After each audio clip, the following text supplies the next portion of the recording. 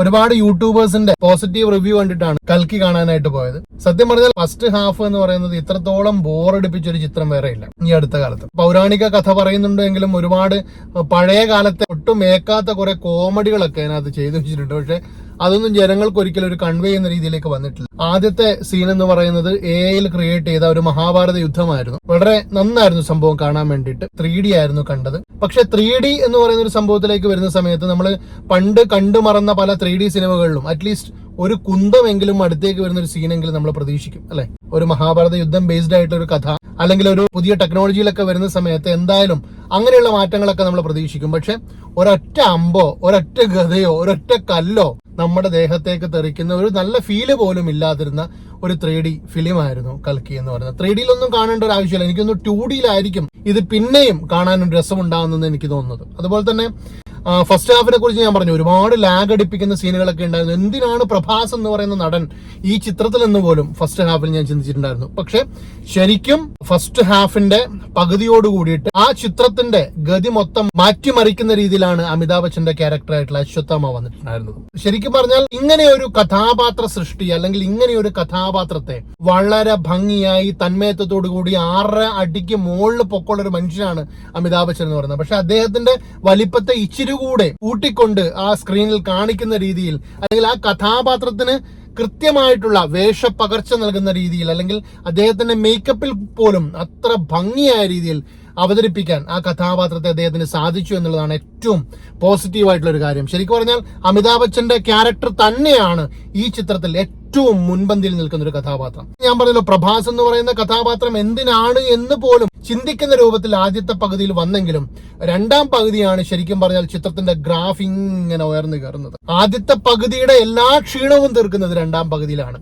ഗ്രാഫിക്സിന്റെ കൃത്യമായിട്ടുള്ള ചിത്രം അടയാളപ്പെടുത്താൻ ഈ പടത്തിന് പറ്റിയിട്ടുണ്ടെന്നുള്ളത് സത്യമാണ്. കാരണം പുതിയ ടെക്നോളജികളൊക്കെ ഉപയോഗിച്ചിട്ടുണ്ട്. 600 കോടി ചെലവിലാണ് ഈ പടം എടുത്തിരിക്കുന്നതാണ് പറയുന്നത്. പക്ഷെ 600 കോടിയൊക്കെ ചെലവിൽ ഈ പടം എടുക്കണോ അല്ലെങ്കിൽ അത്രത്തോളം ഒക്കെ ഉണ്ടോ എന്നുള്ളത് നമുക്ക് ബോധ്യപ്പെടുന്നത് രണ്ടാം പകുതിക്ക് ശേഷമാണ്. ശരിക്കും പറഞ്ഞാൽ അമിതാഭ് ബച്ചന്റെ ഒരു സീനൊക്കെ ഉണ്ട്. 6-7 പേര് ഒരുമിച്ച് അദ്ദേഹം ഫൈറ്റ് സമയത്ത് ഇങ്ങനെ കയ്യിൽ ഇങ്ങനെ ഒരു പിടിക്കുന്ന സീനുണ്ട്. 10 തലയുള്ള രാവണന്റെ ഒരു ചിത്രമാണ് അതിനകത്ത് കാണുന്നത്.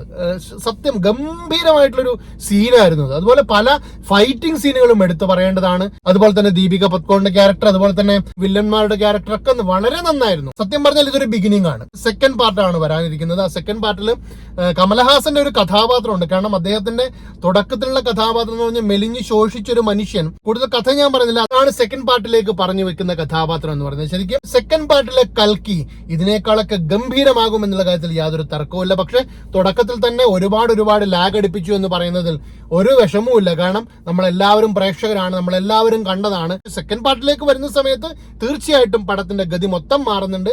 നല്ല രീതിയിലുള്ള ഒരു പടം, നല്ല രീതിയിലുള്ള ഒരു ക്യാമറ, നല്ല രീതിയിലുള്ള എഡിറ്റിംഗ്, നല്ല രീതിയിലുള്ള ഗ്രാഫിക് സപ്പോർട്ട് ഒക്കെ വർക്ക്ഔട്ട് ആയിട്ടുണ്ട്. അതുപോലെ തന്നെ അന്നാബൻ എന്ന സംസ്ഥാന അവാർഡ് നേടിയ നടി, മലയാളിയായിട്ടുള്ള ഒരു നടി, നമുക്കറിയാം പല ചിത്രങ്ങളിലും അവരെ നമ്മൾ കണ്ടിട്ടുണ്ട്. ആ നടിയുടെ അഭിനയം, പ്രത്യേകിച്ച് അവരുടെ ആറ്റിറ്റ്യൂഡൊക്കെ ഗംഭീരമായിരുന്നു, എടുത്തു പറയേണ്ടത് തന്നെയാണ്. ശോഭനയുടെ കഥാപാത്രമുണ്ട്. ശോഭനയ്ക്ക് അങ്ങനെ പ്രത്യേകിച്ചൊന്നും ചെയ്യാനില്ല എങ്കിൽ കൂടി നല്ലൊരു പാത്ര സൃഷ്ടി തന്നെയായിരുന്നു കഥാപാത്രം എന്നാണ് പറയാനുള്ളത്. അതുപോലെ തന്നെ എല്ലാവരും അഭിനയിച്ച എല്ലാ ആൾക്കാർക്കും കൃത്യമായി അടയാളപ്പെടുത്താൻ പറ്റുന്ന രൂപത്തിലുള്ള കഥാപാത്രമായിരുന്നു. പക്ഷെ എടുത്തു പറയേണ്ട കഥാപാത്രം എന്ന് പറയുന്നത് അമിതാഭ് ബച്ചന്റെയും പ്രഭാസിന്റെയും കഥാപാത്രമാണ്. പ്രഭാസ് ഞാൻ പറഞ്ഞല്ലോ ഇന്റർവെല്ലിന് ശേഷമാണ് ശരിക്കും തകർത്താടുന്നത്. 3Dയിൽ കാണേണ്ട ഒരു പടമല്ല എന്ന് ഒരിക്കൽ കൂടി ഞാൻ നിങ്ങളെ ഓർമ്മപ്പെടുത്തുകയാണ്. 2Dയിൽ കണ്ടാൽ മതി പടം. 3Dയിൽ കണ്ടതുകൊണ്ട് പ്രത്യേകിച്ച് ഒന്നും അതിനകത്ത് കിട്ടാനില്ല. ഒരു അമ്പോ ഒരു വില്ലോ ഒരു ഗതയോ ഒന്നും നമ്മുടെ മുഖത്തേക്ക് വരുന്നില്ല, നമ്മുടെ കണ്ണുകളിലേക്ക് വരുന്നില്ല, നമുക്കൊന്ന് തൊടാൻ തോന്നുന്നില്ല.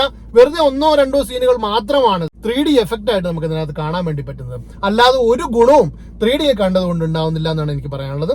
അപ്പൊ എന്തായാലും കൽക്കി നമ്മൾ TV-യിൽ വന്ന് കാണുന്നതിനേക്കാൾ തിയേറ്ററിൽ തന്നെ പോയി 4K തിയേറ്ററിൽ തന്നെ പോയി കാണണം എന്നാണ് പറയാനുള്ളത്. അശ്വന്ത് കോക്കിന്റെ ഒക്കെ റിവ്യൂ കണ്ടിട്ടാണ് നമ്മൾ ഈ പടത്തിനൊക്കെ പോകുന്നത്. പക്ഷെ അദ്ദേഹം പറഞ്ഞോളൂ എന്താണ് ഈ പണി വെച്ചിരിക്കുന്നതെന്ന് പറയാൻ മാത്രമുള്ള സംഭവമൊന്നുമില്ല.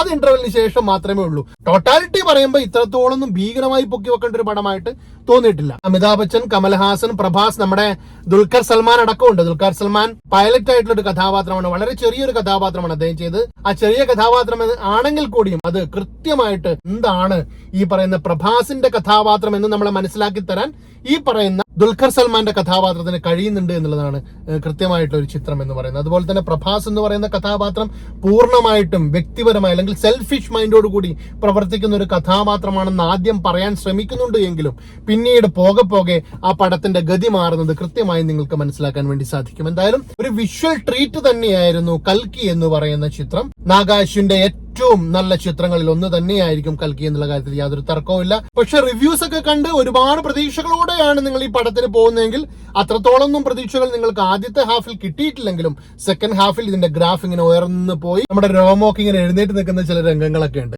നേരത്തെ പറഞ്ഞ മലയാളിയായിട്ടുള്ള അന്നാബൻ ചെയ്ത കെയറ എന്ന് പറഞ്ഞ കഥാപാത്രം അങ്ങനെ വായുവിനോട് ഒരു ബൈക്കൊക്കെ എടുത്തു പോകുന്ന ഒരു സീനുണ്ട്. ഗംഭീര സംഭവമാണ്. അദ്ദേഹത്തിന്റെ ക്യാരക്ടർ ആയിക്കോട്ടെ, അദ്ദേഹത്തിന്റെ അഭിനയം ആയിക്കോട്ടെ, എന്ത് ഭംഗിയായിട്ടാണ് പണി വെച്ചിരിക്കുന്നതെന്ന് അറിയോ? ഈ പറഞ്ഞ പോലെ അശ്വന്ത് കൊക്ക് പറയുന്ന പോലെ. പക്ഷെ പടത്തെ സംബന്ധിച്ചിടത്തോളം ഭയങ്കരമായി പണി വെച്ചു എന്നുള്ള അഭിപ്രായമൊന്നും എനിക്കില്ല.